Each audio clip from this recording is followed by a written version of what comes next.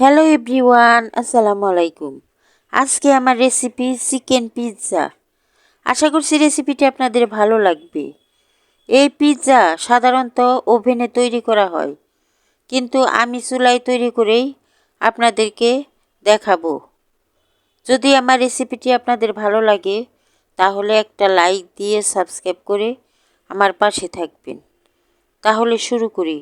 এখানে আমি একটা বাটি নিয়েছি। বাটিতে আমি 1 কাপ ময়দা দিয়ে দিলাম, 2 টেবিল চামচ গুঁড়া দুধ দিয়ে দিলাম, 1 টেবিল চামচ চিনি দিয়ে দিলাম, অল্প একটু লবণ দিয়ে দিলাম, 1 চামচ ইস্ট দিয়ে দিলাম। ইস্টটা বেশি দিবেন না, তাহলে গন্ধ আসবে। এখন হাত দিয়ে নেড়ে কুসুম গরম পানি করে রেখেছি, তা অল্প অল্প করে দিয়ে আমি একটা ডো তৈরি করে নেব। ঠান্ডা পানি দিয়ে মথতে যাবেন না, তাহলে ডোটা ফুলবে না।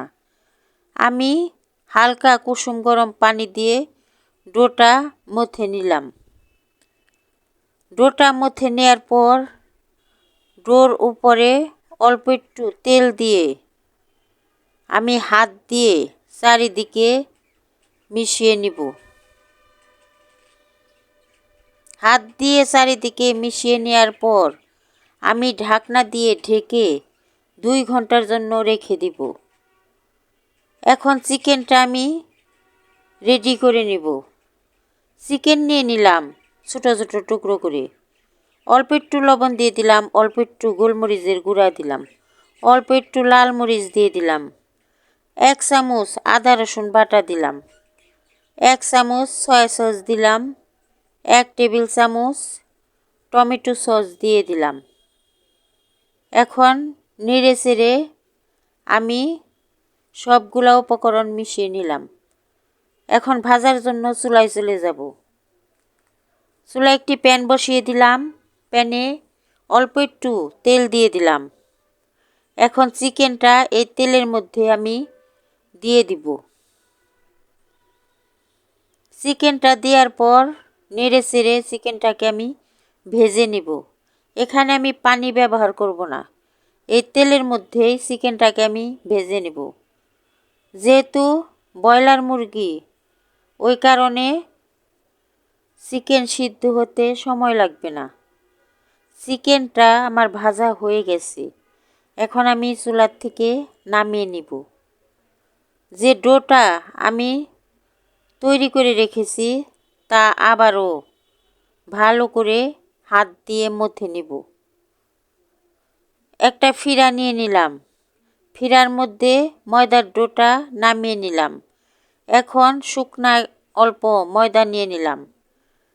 শুকনা ময়দা হাতে মেখে ডোটাকে আমি ভালো করে মথে নিব। ডোটা অনেকক্ষণ পর্যন্ত মথে নিতে হবে, তাহলে যে রুটিটা হবে তা একদম নরম হবে। ডোটা আমার মথা হয়ে গেছে। এখন আমি একটা রুটি বেলে নিব। এখন আমি একটা রুটি বেলে নিতেছি। আমার রুটি বেলা হয়ে গেছে। এখন আমি একটা প্যান নিয়ে নেব। এই পিৎজাটা আমি প্যানের মধ্যে তৈরি করব। একটা প্যান নিয়ে নিলাম। প্যানের মধ্যে আমি রুটিটা দিয়ে দিলাম। রুটি দেওয়ার পর হাত দিয়ে ভালো করে চারিদিকে সমান করে নেব।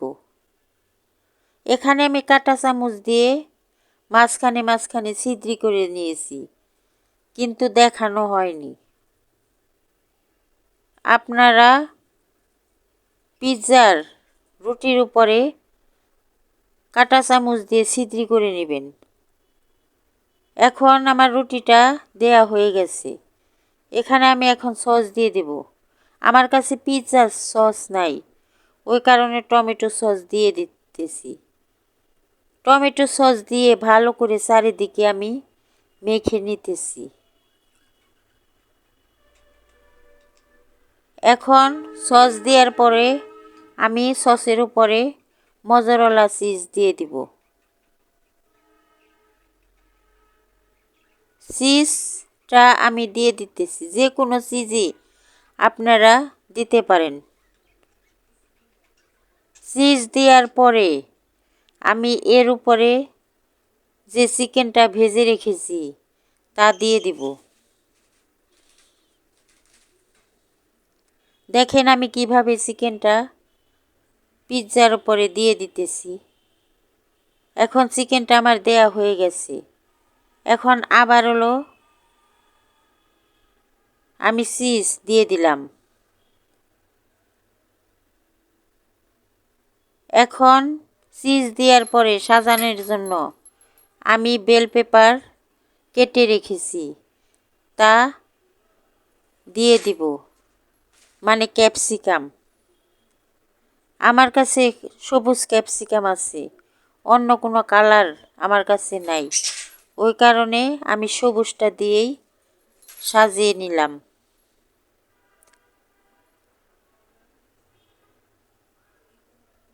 এখন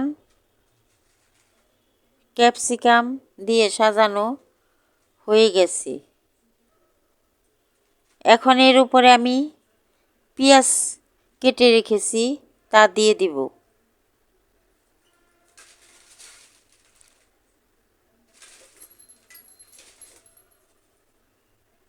পেঁয়াজ দেওয়ার পরে আমি চুলায় চলে যাব। চুলায় একটি আমি তাওয়া বসিয়ে রেখেছি, তাওয়াটা গরম হয়ে গেছে। এখন যে প্যানে পিৎজাটা আমি তৈরি করেছি তা এই তাওয়ার উপরে বসিয়ে দিলাম। এখন ঢাকনা দিয়ে ঢেকে দিলাম। ঢাকনার যে ছিদ্রটা আমি একটা কাগজের সাহায্যে তা বন্ধ করে দিলাম। চুলার জালটা একদমই মিডিয়াম লোতে রেখে পিৎজাটা 25 থেকে 30 মিনিট আমি তৈরি করে নিলাম। কেমন হয়েছে আমার চিকেন পিৎজা? এখন আমি চুলার থেকে নামিয়ে নিলাম। নামিয়ে একটা খুন্তির সাহায্যে প্যান থেকে তুলে নিলাম।